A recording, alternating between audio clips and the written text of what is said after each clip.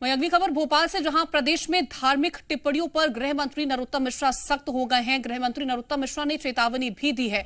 धार्मिक भावनाओं को आहत करने वाली टिप्पणी बर्दाश्त नहीं होगी।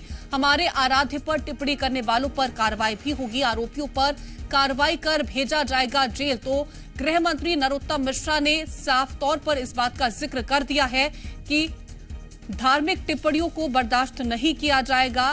चेतावनी भी उनकी तरफ से दी गई है कि धार्मिक भावनाओं को आहत करने वाली टिप्पणियों को बर्दाश्त नहीं किया जाएगा। साथ ही हमारे आराध्य पर टिप्पणी करने वालों पर सख्त कार्रवाई की जाएगी। आरोपियों को जेल भेजा जाएगा, ये गृह मंत्री नरोत्तम मिश्रा ने कहा है। मैं इस पर सिर्फ इतना कहना चाहता हूं कि जो लोग भी मध्य प्रदेश के अंदर धार्मिक भावनाओं को आहत करने वाली टिप्पणी कर रहे हैं, हमारे किसी आराध्य के प्रति गलत टिप्पणी कर रहे हैं, ये मध्य प्रदेश के अंदर बर्दाश्त नहीं होगी।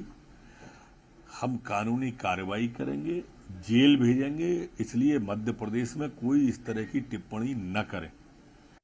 तो तमाम जानकारियों के साथ आकाश हमारे संवाददाता जुड़ रहे हैं। आकाश, अब धार्मिक भावनाओं को ठेस पहुंचाने वालों पर सख्त कार्रवाई होगी। बिल्कुल, जो धार्मिक भावनाओं को आहत करने वाले, टिप्पणी करने वाले लोग हैं, गृह मंत्री ने उनको सख्त चेतावनी दी है।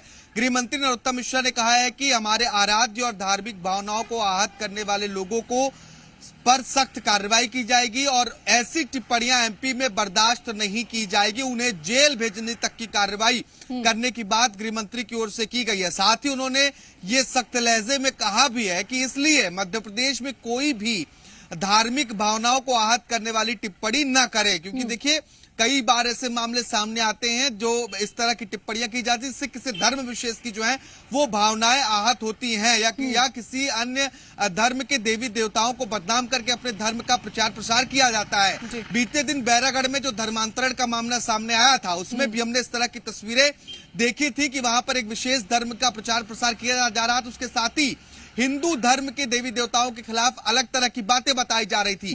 अब गृह मंत्री ने यह बात स्पष्ट रूप से कहा है कि अगर इस तरह की गतिविधियां पाई जाती हैं तो उन पर जेल भेजने की कार्रवाई की जाएगी। ऐसी बातें जो है एमपी में वो एक्सेप्टेबल नहीं है, बर्दाश्त नहीं किया जाएगा, सख्त से सख्त कार्रवाई होगी। आकाश, अगर कार्रवाई को लेकर के बात करते हैं, क्योंकि जिस तरह से आपने जिक्र किया कि बीते दिनों हमने कई ऐसे मामले देखे हैं जिसमें धार्मिक भावनाओं को चोट पहुंचाने का काम किया जाता है, तो किस तरह की कार्रवाई होगी, किस तरह की सजा होगी?